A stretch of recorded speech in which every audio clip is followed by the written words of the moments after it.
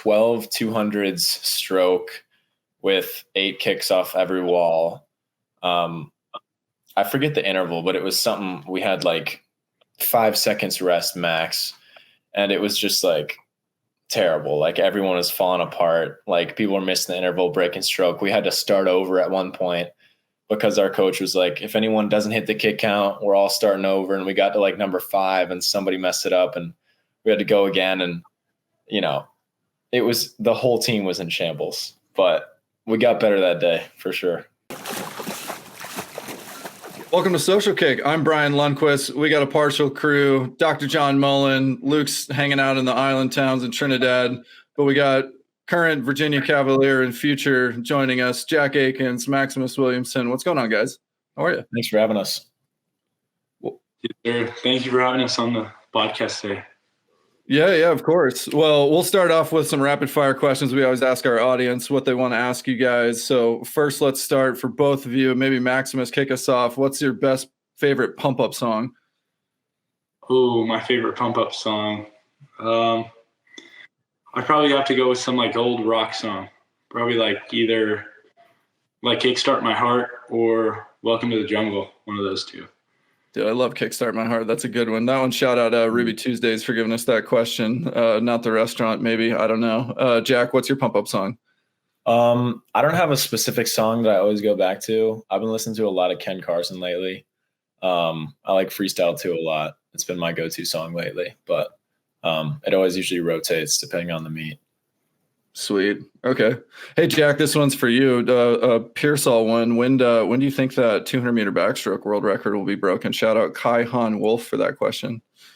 I don't know. I mean, hopefully soon, right? That's all I can say. But, you know, that's an amazing record. That record's been standing for forever. I don't know when it's going to fall, but it's crazy to think that that's what the time is. 151 is just out of this world. Yeah, what's the delta between what you're holding in practice and maybe what he's averaging in that? I don't know. Matt Hallman, my friend on the team, just told me the other day he saw some video about Pearsall holding like insane times in practice where it would be like a descend set that Eddie would have him do with a bunch of 200s backstroke, and the goal would be to descend to a hard pace, and he would just start at like 142s in a 200 backstroke and just like try to hold on to that as best as he could. And not quite there yet. Yeah. But you know, always something to work towards. Yeah, for sure. Hey, Maximus, this one's from Jason Willman, who was asking about the announcement for all the UVA class on social media. How'd you guys coordinate that post? It was just kind of like we had our group of 5 guys at the start of it, and we were all just kind of talking, and they were just kind of waiting for us, me and Thomas, and because we were still deciding, we were running down the pros and cons and really like thinking it over. But I mean, at the end of the day, it's who you fit best with. Like because I mean, this is like your second family basically. So, I mean, we all just kind of sat down, figured it out, and we were like, okay, this is the best day to do it. And we're all ready. So we just kind of communicate a lot. Yeah, for sure. All right, well, we got to get some reactions then to NCAAs. My brain won't stop with 402, so I'm just curious, Maximus, what did you think when you saw somebody turn at 133 and they still had another 300 to go? Well, I mean, I don't want to say like I'm surprised, but I kind of knew like he was going to do something around there. I didn't know, knew he was going to go like 401 to 403, somewhere in that range. And because, I mean, he went 406 at, what was it? Not Pac-12s. Yeah, it was. It was Pac-12s? Mm-hmm. Yeah. I knew he went 406 at Pac-12s, and I don't think he was shaved or tapered. So, and his underwaters are just disgusting. His underwaters are so fast. Yeah. Jack, what do you notice about him and just like, I I think it's crazy to watch somebody with their race strategy and also just like the technical skills. But is there anything that you watch when you have like the star swimmers of your era, and maybe we've got one who's on the screen next to you, maybe about to join your college team next year, doing some crazy things. You guys both did crazy things as juniors, and but when you see somebody like Marshawn do stuff like that, what are the things that you're picking up? Is it inspiration, or is it like, okay, like let me understand what he's doing? Yeah, it's definitely a lot of inspiration just knowing that doing crazy stuff like that is possible.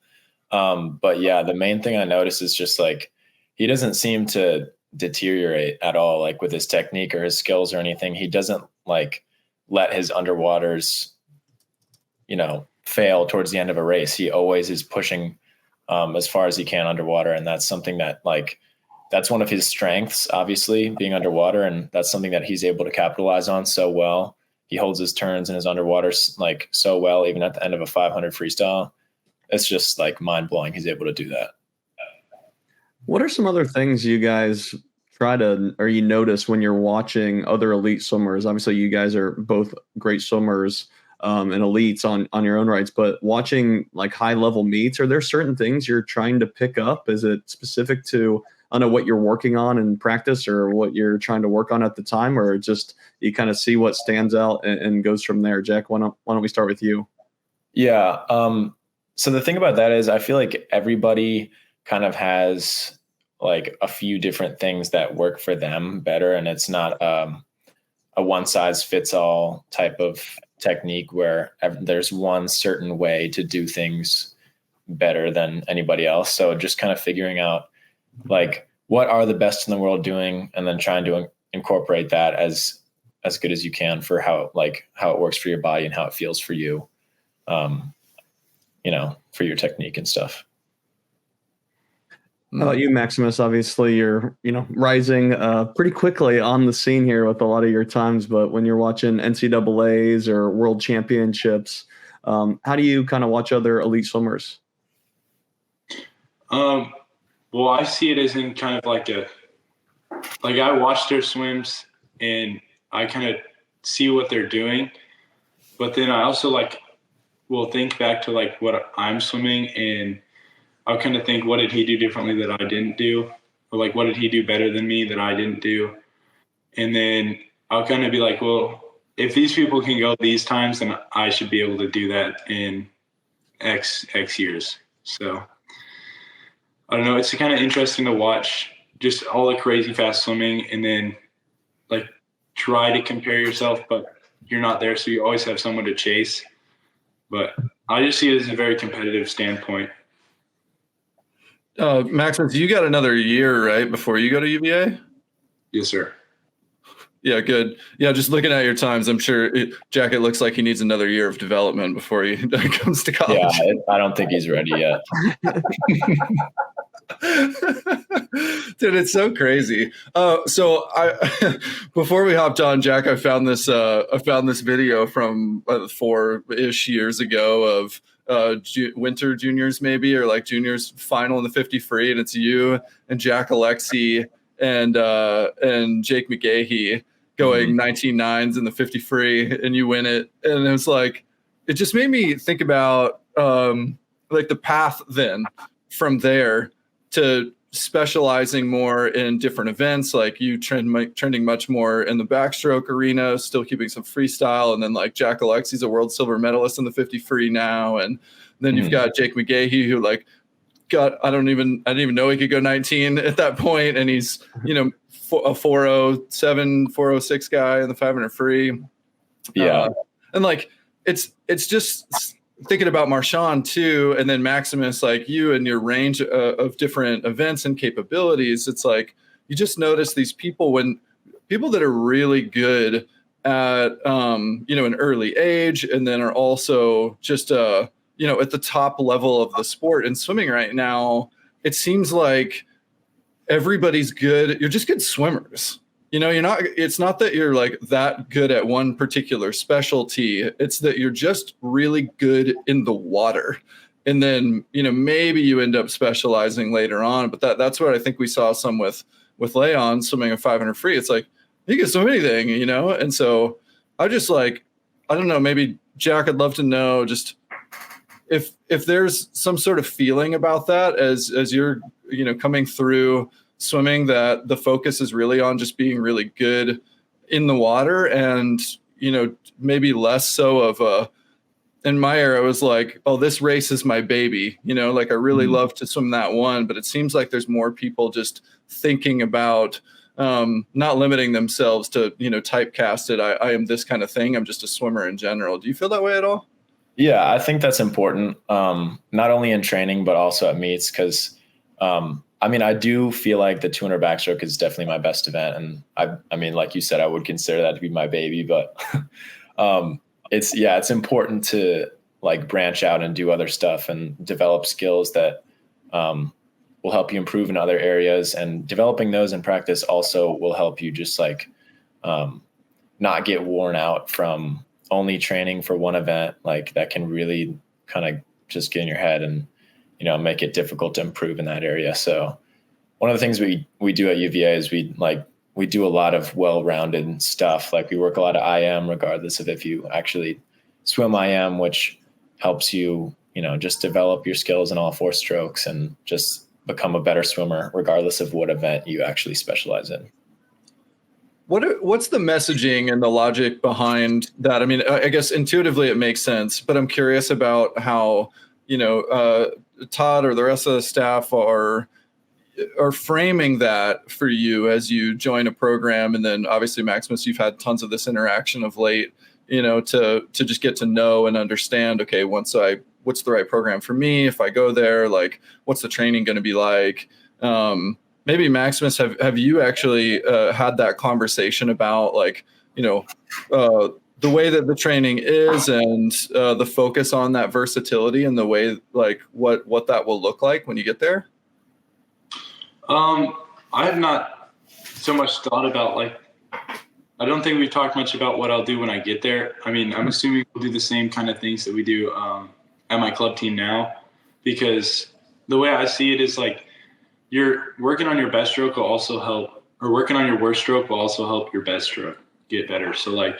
So my breaststroke it's okay, but it's definitely my worst stroke, especially in the IM.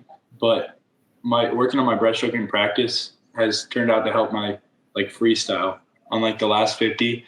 It's helped my freestyle dramatically because I'm so tired working on my worst stroke that when we train free sets after that, it just makes the free a whole lot easier. So like, I don't know, it's like a whole nother gear. So it's interesting.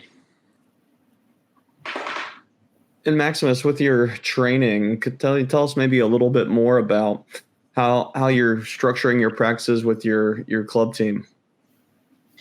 So we kind of do like towards the start of the week, we'll kind of do some like aerobic stuff on Monday. And then as we push through the week, we'll do stroke in the middle of the weeks. And then towards the end, we'll do like some faster stuff like 200 paces and off the block speed and all that kind of jazz after like Friday and Saturday. That's when we start doing all the fast stuff. But moving up, it's just like aerobic and then some stroke work and then fast. So we kind of switch it up every day, something new. Jack, are you a gamer? I'm just looking at this background going, what's it? Yeah, a little bit. Yeah, I'm on my desk right now. Big Xbox guy. But, nice. Not more than a lot of the kids on my team, though. Like Noah Nichols is probably the biggest gamer I know. Hey Maximus, what are some of the things that you felt like made it feel like family? Like what are the guys and gals on the team into? Like what made you feel that connection that made you feel like home? Just like I've never seen such like a well-rounded and like commutative combined program than Virginia has. Like I think Virginia's got the best combined program in the country, and like they like mesh so well together. And so Todd and Tyler just make the practices, like they bring the energy every day. It's just awesome to see that. Are you jumping on these games with all the dudes yet, or is that a rite of passage? You got to get there first. It's probably a rite of passage. He doesn't have the invite yet, huh, Jack? It's got to go through initiation. We can get you locked in. I'm trying to get you an invite here, man. Well, I'm not going to help with that invite. But one thing you mentioned earlier, Maximus, having the pro con list for the schools. I want to hear the con list on UVA. Well, it wasn't really so much as like a con list on UVA, because it was more about so much of what other schools have that some don't. So like Dr. Ono at UVA, like crazy smart, helps swimming. He did, I think it was last year, we were up at the Olympic Training Center in Colorado. He came up there with like some technology and like videoed us swim, and you could just, it was so neat to just see like where your stroke was like not proficient and like where you were slowing down and speeding up. That's a huge part, especially in the sport now when everything can be so like minute, can make a huge difference. But I mean, for pros and cons, I didn't really find that many cons, but I mean, maybe it snows in the winter because I'm from Texas, but I mean, that's literally about it. Yeah, it sounds like you said, a lot of excitement going there, a lot of other recruits. The combined program you also mentioned. Jack, maybe talk about what it's like training with the UVA women and what the impact of having such a strong women's team has on a combined program. Yeah, it's definitely super interesting to have like the quadruple champs on our team every single year. Like day in and day out, we're training with the best women's team on the planet. So it's always really interesting to just train, next to them incredible women's team every day. And there's always a fair amount of trash talk going on because sometimes the girls will be beating the guys on like kick sets or something like that. And, it's always funny to give guys a hard time. It's usually me that loses to them on the kick set. Not a strong kicker, but. I was just going to ask you, is Gretchen torching these dudes in underwater? Oh yeah. What? Yeah. Give me an example.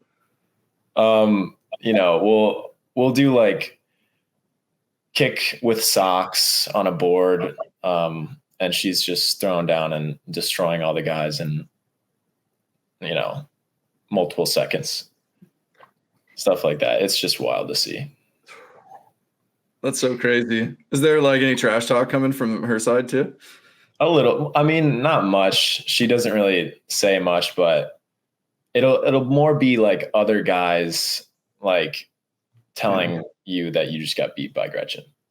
So she's just saying scoreboard, I think, or record board. That's all the trash talk she probably needs. Yeah, honestly. Yeah, that's so wild, man. What do you guys do during the women's meet? You guys like get together and watch the live stream, or is there any kind of like team environment to watch when they're just gonna come on and dominate? It's like built in agreement for 4 days. Yeah, we'll turn it on in one of our apartments and just hang out and witness greatness. Is there somebody on the coaching staff who's like the mole who's like live tweeting the session, or have you guys on Instagram live just so you can join and be like part of the team environment on deck too? We have not done that yet, but it's probably a good idea for Tyler. He's all over the Instagram stuff. Yeah, can confirm. Maybe that's the next development. Yeah. No, that must be so crazy just to see the level there. And then, we were talking a few weeks ago with a couple of women, and part of the conversation was about like the conversation that they had with Todd before joining and during the recruitment process about the trajectory of the team and how he was going to bring national titles to the women's team. And it said like those same types of conversations are happening for the men, but maybe just coming a bit later. And so but it sounds like the trajectory, the type of things that the way that the training's going, and I mean obviously there's an Olympic focus here, which is why you're not at the NCAAs this year, Jack. But what are some of the like things that you've seen directionally amongst the the men's team that's got it attracting the type of recruiting class that, you guys have just put together with Maximus and Thomas? And like, what are the things that you're seeing with people developing throughout the program to show those signs of greatness, where it's like, okay, we're seeing those indicators that attracts our program to like top recruits, and it's going to get there, and it's going to be scary when it does. Yeah.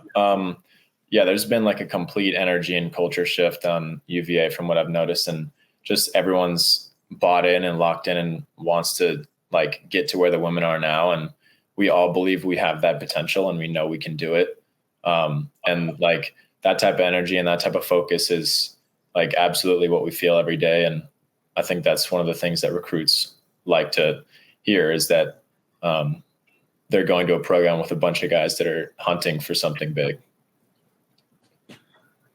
Maximus, what did you feel in the process? Yeah, I feel the same way. Like going to a place where you believe the people when they say like, we want to do this, we will do this. I mean, you don't just say stuff like that to say stuff like that. I mean, when you say something like that, that's truly what you want. That's truly what your goal is. So, I mean, I don't think you can really go wrong with that in my eyes. So, Jack, like Brian was saying, bringing in a great recruiting class, what are some of the other things that need to fall into place to continue to have the UVA team rise? In addition to that, just like personal development, like over the course of everybody. I mean, they say chain is only as strong as its weakest link. So just improving every day, week by week, focusing on the things you can control. Just everybody on their course of personal development raises the team to be something greater as a whole. And Maximus, you mentioned one of the reasons you were coming was Dr. I think it's Ono, working with the team. And we've heard a lot from Kate Douglas and how she's working with him quite a bit. But Jack, talk us through how you guys utilize him and maybe how he, integrates his way. I've been part of some groups where we have, sports scientists and biomechanists, and it's always an interesting, balance of having them, communicate with the athletes, how they communicate it, and what every team likes to be able to convey the correct message that's effective for the swimmers. Yeah. So just yesterday, actually, I was working with Dr. Ono on some stuff. He has this new technology called EO, like force, and you put these little sensors on your hands. And so like when you swim, it measures the amount of propulsion you have and where you're aiming it. So I was doing some backstroke testing yesterday, and ideally, when you swim backstroke, you're shooting all the water like directly down towards your feet to like, to make sure you're moving just in the straight direction. And it can show you like what percentage of your force is being applied directly where it should be, what percentage is like going out to the sides or up or down or where it shouldn't be. So I got my results, and looking on that, it turns out my left arm is doing really good with like shooting most of my force down where it should be going. And right arm has some like stuff going off to the side. So we're going to start improving with that and stuff. I'm just like really lucky I got people like that to like experience that data and stuff like that. Like Maximus was saying, it's all super minute nowadays with things you can control and improve on. So it's been really, really helpful to work on that type of stuff. Yeah. I'm curious about like the cadence too. How frequently is this type of thing happening? I mean, obviously it's like on one hand, it could be something that happens all the time, but sometimes like swimming is notorious for being hard to learn. The skills are difficult to master. And so, there's a negative too, if you give an athlete too many things to think about. So like, I can imagine like once you have this takeaway, then you kind of want to practice it for a bit and then like stay checked in on it. But if you had 10 different things that you needed to work on, it's like, okay, can't boil the ocean. We gotta like just focus on some of the biggest things. So like, what's the cadence of working with Dr. Ono? Does he come in, is he a regular staple of practice? Is it more like a once a week, every couple of weeks sort of thing? It's maybe once every couple of weeks, and definitely more frequently for some people than others, just based on request. Certain people can sign up and for that, and other people don't want to. So you by no means are getting overwhelmed by any of it. He'll like first ask you what you think you can improve with your stroke, and then do all the testing and look at underwater footage and data and stuff like that. And then he'll kind of like steer you in the right direction of what he thinks you should be like getting more out of, and stuff that you can improve on. So it like, I don't feel overwhelmed at all with it. I know what I need to improve on and what I am good at and can capitalize on. So it's really helpful to just like be able to visualize it, see myself doing it in like a bunch of different ways I would have never thought possible, like the propulsion test and stuff like that underwater. Yeah, that's awesome to see like swimming technology and science evolving to, the next level to produce times that we see. Maximus, you said you had exposure to Dr. Ono, the OTC. What kind of work were you doing? Did you get any of the kind of testing that Jack's talking about, or at least or was it more of like a presentation? No, we got to actually do it firsthand. He gave us like this belt.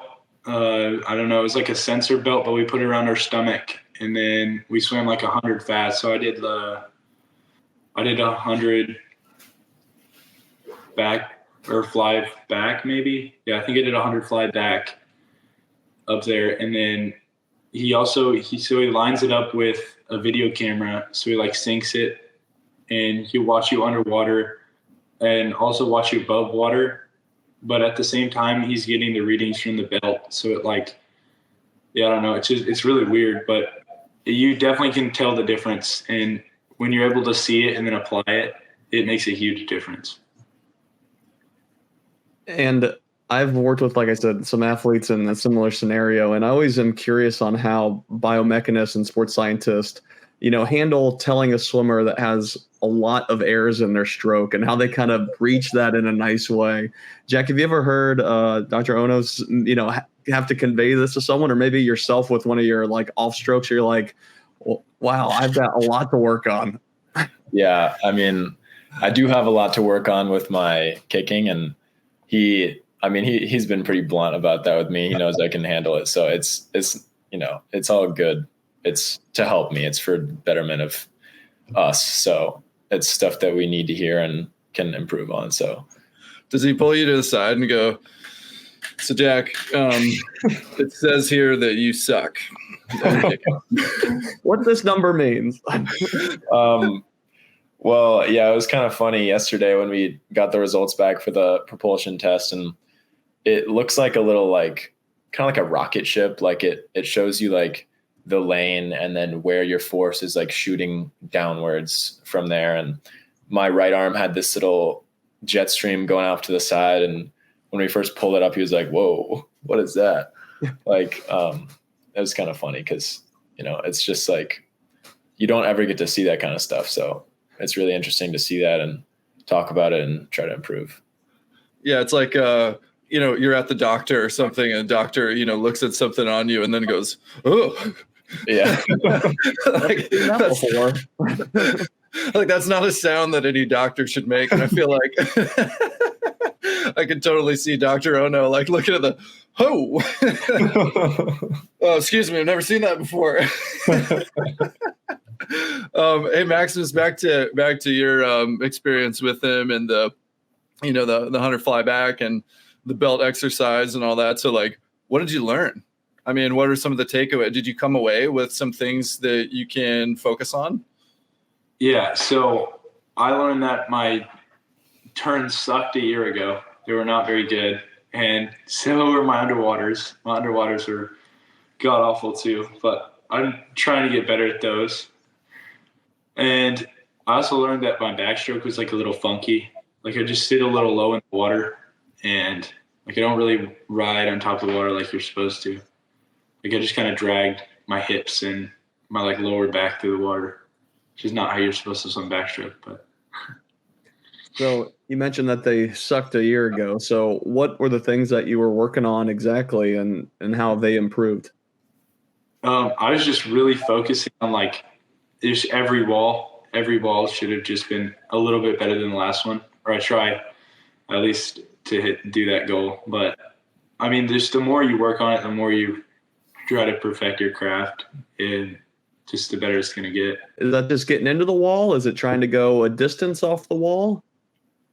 It's a little bit of everything. So it's a little bit just of speed, like feet to the wall fast, how like well my streamline is off the wall, and like feet position. I mean, everything, just every minute detail can, like small things make a huge difference.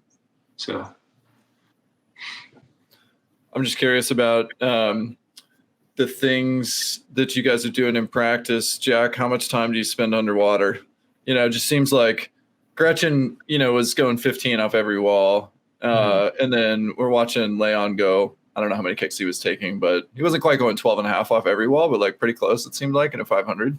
And, but like, what's the standard now? Do you guys have some team standards? It's like, this is the set that we do and everybody's underwater, for this amount. Or is it like, it's the few days a week that you're really focusing on pushing the underwaters? What's kind of the team vibe and rules around that?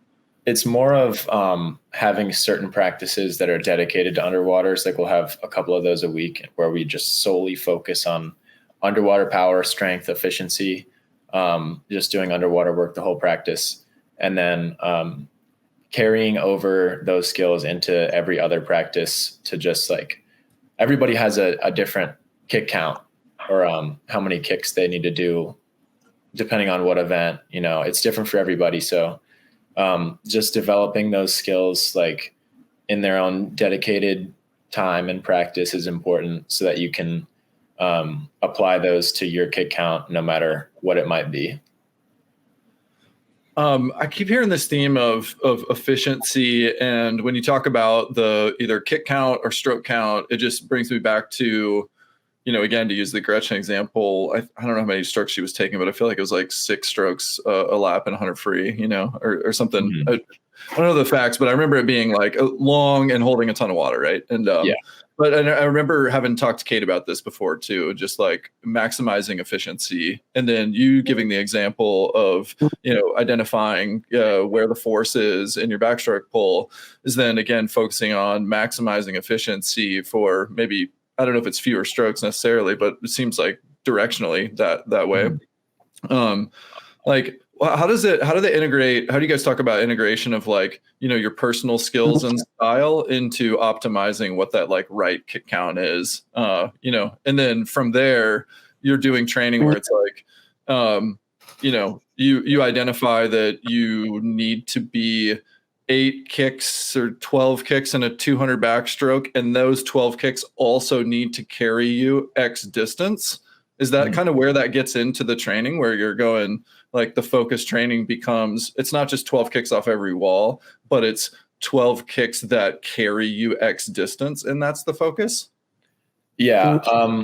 I mean, for someone like me, I don't ever have to worry about going past 15 on the underwater for a backstroke. So it's not like I am trying to pull myself up before the 15. I just work on my kick count and my stroke count. And like what we've been incorporating lately is not just like holding pace in like long course backstroke sets, but holding that pace with a certain kick and stroke count to know that that's like possible and optimal for the 200 backstroke or the 100, depending on if that's what I'm training for that day. But just like using those skills incorporated while you're going fast is really important, I think.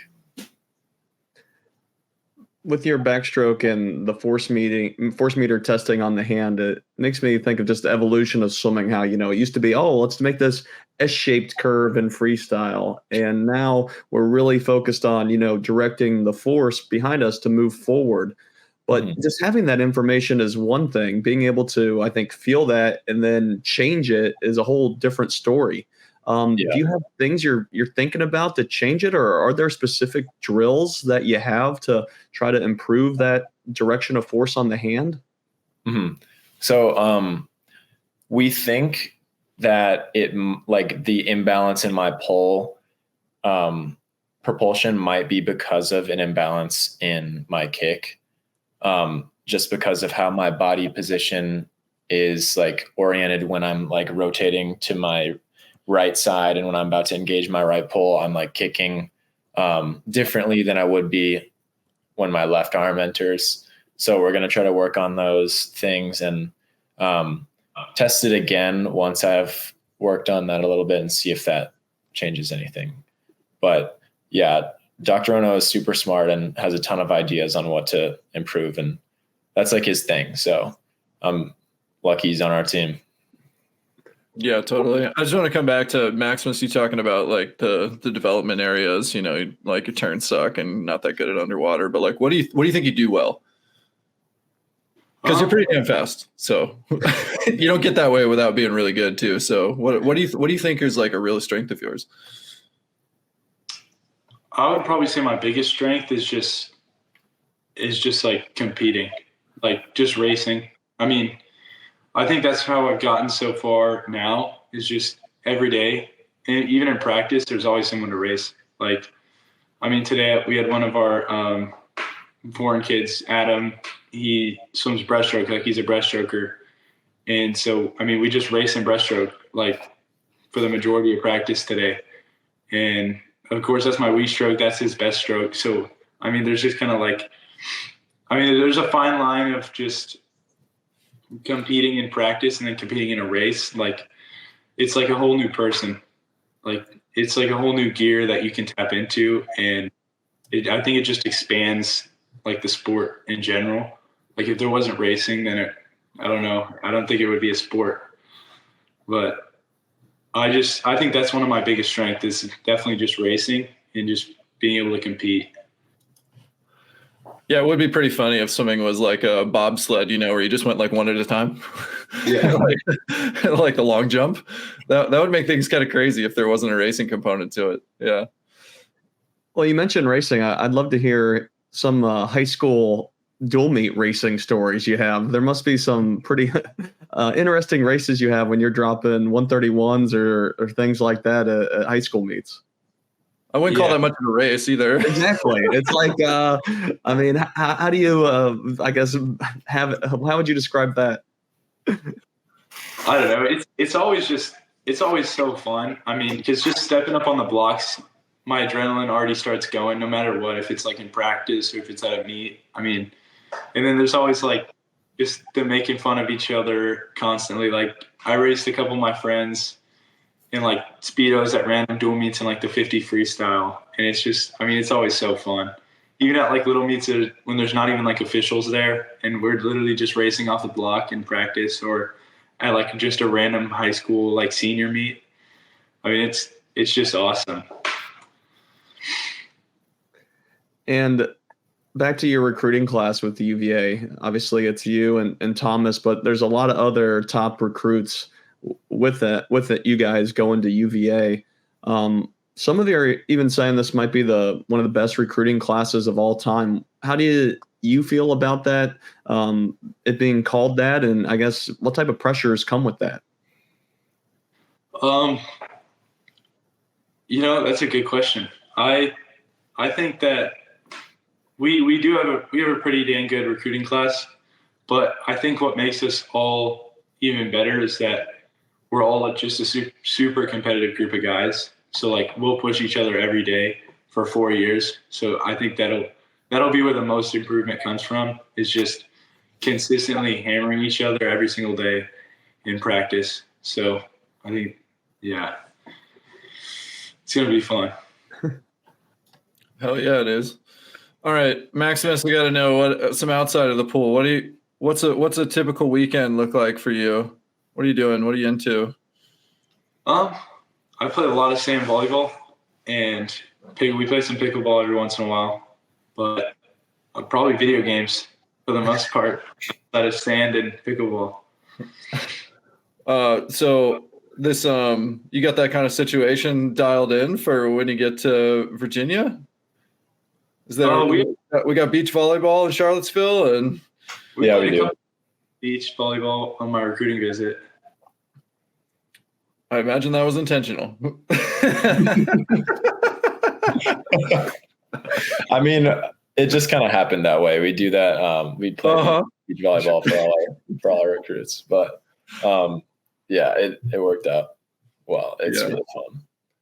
Oh, that's sweet. Yeah. Well, I mean, do you feel like there's anything that you get out of that besides you get some athletic ability out of it besides just the kind of mental release and something else to be competitive in and have some fun doing, Maximus?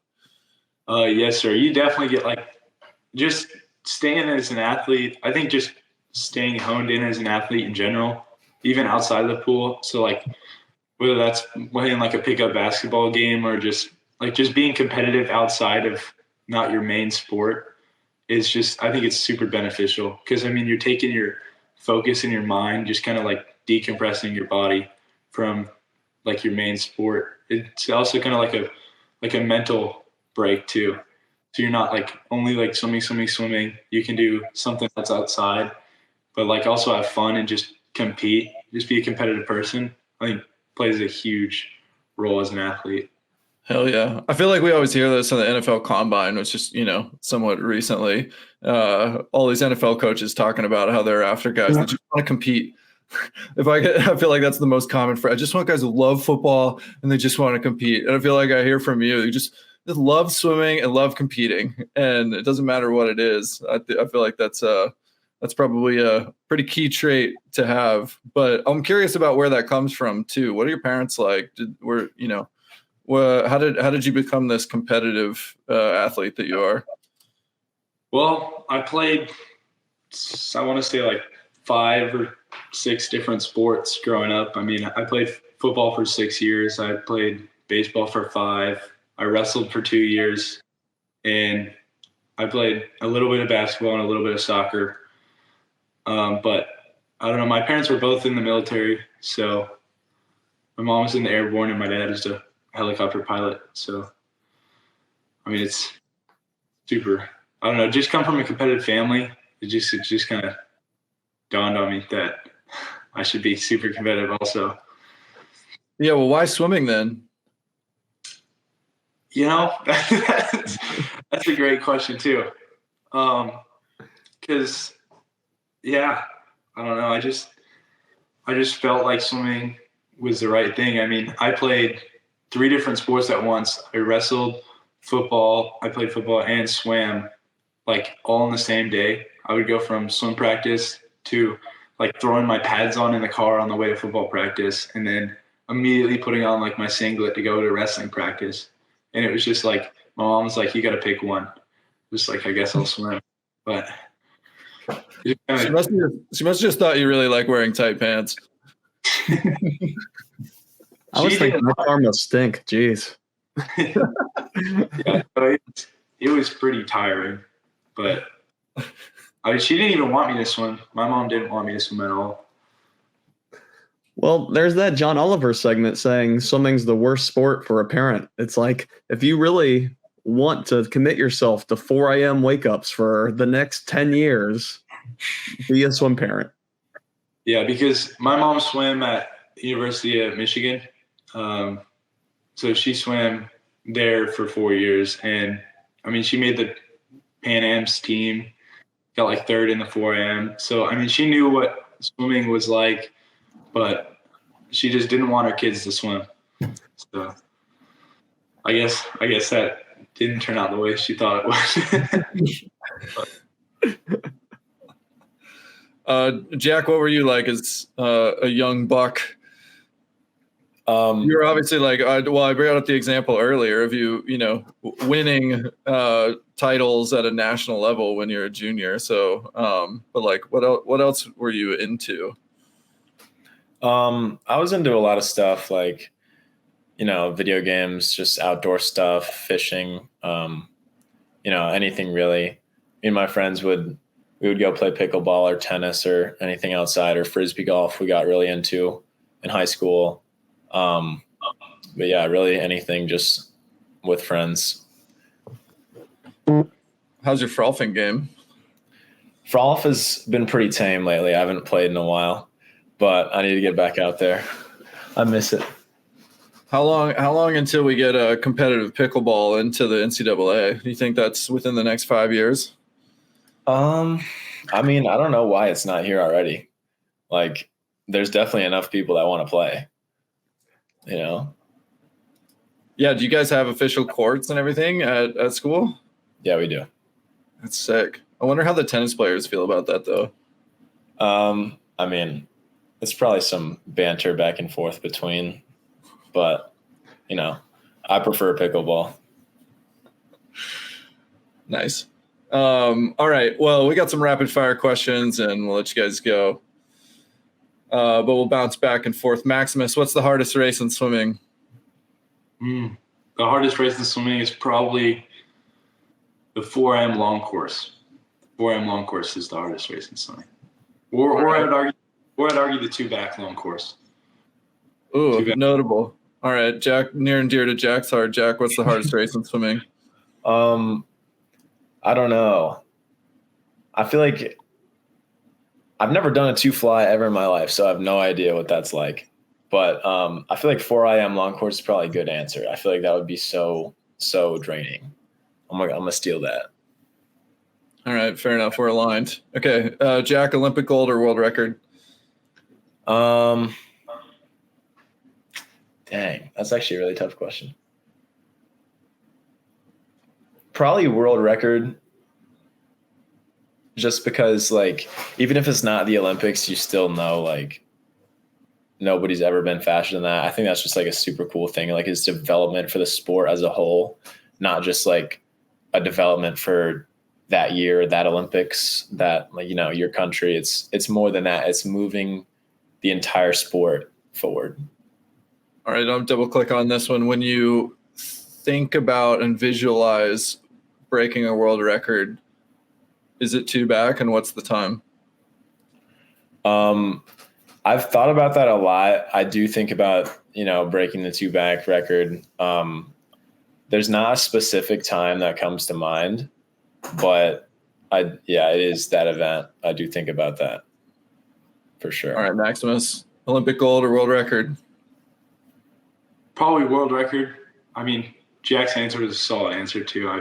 I'm going to piggyback off of that one because I don't think you really get any better than breaking a world record. I mean, like, an Olympic gold is, like, don't get me wrong, an Olympic gold is an Olympic gold, but, like, just breaking a world record, just as Jack said, just moves the whole sport forward and just betters it for the future too. All right, when you picture it, what's the event, and what's your celebration after? Probably 2 a.m. And I don't know. I don't really think I'd have a celebration. No celebration. You're just going to be quiet. Probably. Walk away. I'll just leave this there for everybody. 152. See ya. That might honestly be cooler. Just do nothing. Just get out of the pool. All right. Jack, do you pee in the pool? Yep. Maximus, Yes, pee sir. in the pool? Disgusting. All right. Anyone Maximus, that says they don't is lying. Yeah. Everybody pees in the, no matter who it is. Maximus, have you ever cried at practice? No, I don't think so. I've been angry at practice. I don't think I've cried at practice though. I bet there's some other people that have cried when they lost to you at practice. Jack, have you ever cried at practice? I think so. I'm pretty sure I have back in high school. That we did some crazy long yardage sets, and I probably was just not having it. There was one day in particular, I feel like we had multiple people cry during one set, and I was definitely one of them. So sometimes you just got to let it out and move forward. Oh, man. All right. Well, who's the most likely to cry on the team, and what was the set that day? Kate Douglas. I can't pick one. I feel like her and Gretchen gets there too. There's not one particular set, but Kate will probably want to kill me if she sees this, but this is about honesty, man. So yeah. Wait, hold on. But you said that there was a day that, like, people were falling and struggling. You don't remember what the details of that day were? It sounds like it was damn hard. I think we did like 12 200s stroke with 8 kicks off every wall. I forget the interval, but it was something, we had like 5 seconds rest max. And it was just like terrible. Like everyone was falling apart. Like people were missing the interval, breaking stroke. We had to start over at one point because our coach was like, if anyone doesn't hit the kick count, we're all starting over. And we got to like number 5 and somebody messed it up and we had to go again. And, you know, it was, the whole team was in shambles, but we got better that day for sure. Maximus, you're lit up like you're so excited to get into this environment. I mean, that's the look on your face right now. Just, do you hear stuff like this? Because that sounds like suffering to me. But no, that was high school. That was high school. Oh, that was high school. Okay. Yeah. All right. Yeah, we're done with that now. Man. Yeah. Brutal. But still, I mean, like, Max, you looking at this going, shoot, I want to do more stuff like that. I love it. I've had a couple of practices that are like that where the whole team is just like distraught. I mean, we've had to do like 10 400s IMs before, and it's like, it's not very fun, but I mean, you get better from it and you learn from it. So it also teaches you mentally strong. Yeah, for sure. Maximus, what Olympic sport would you be best at besides swimming? Probably, I don't know. I would probably want to say like best Olympic sport. Probably wrestling then. I'd probably say Wrestling. Yeah, hell yeah. What weight class is that then? Like, I don't know all the different. I know it in boxing and in wrestling. It's just purely the number weight, right? Not the like featherweight, welterweight, any of that. I think so. I think it's like 5 pounds within 5 or 3 pounds. Something like that. All right, so you're getting after the cauliflower here. I like it. Jack, what Olympic sport would you be best at besides swimming? Or maybe is there Olympic sport you'd be better at than swimming and you just don't even know? I don't know. Is ultimate frisbee in the Olympics? Is that a thing? I don't know. It should be. Because if I wasn't a swimmer, I would definitely be playing ultimate frisbee. Honestly, I don't feel like it's far away because I mean, breakdancing is in for Paris. Yeah, I mean, I think that's probably the most like fun activity I did in high school. Like on Saturday practices, sometimes my team instead of dryland would just play ultimate frisbee, and it was the most like fun competitive thing ever, and we just like loved it. So I'd definitely be doing that. But if that's not in the Olympics, maybe track, like sprinting. I can't run very far, but like sprinting would be fun. Sweet. All right, Maximus, how often are you doing social kick at practice? I mean, like social kick written into practice, or how much I just do social kick? Hey, man, you can go rogue, whichever way works. Probably like, I don't know, I want to say like 200 to practice at least. Hell yeah. Every day. I love it. Jack, what about UVA? What's he getting into? How often are we incorporating this? How many more yards do we need to lobby for so I can text Tyler what we need to be doing? So in Jake's group, which is the group I'm in, we do our warm-up every single day is a 200 swim and then 100 social kick. So at least 100 every day. For the other groups, I think it's random, and then like warm down, we'll usually do like 250 swim, 150 kick, like however many rounds of that. But the 50 kick is always social kick. So, probably upwards of 300 a day, maybe.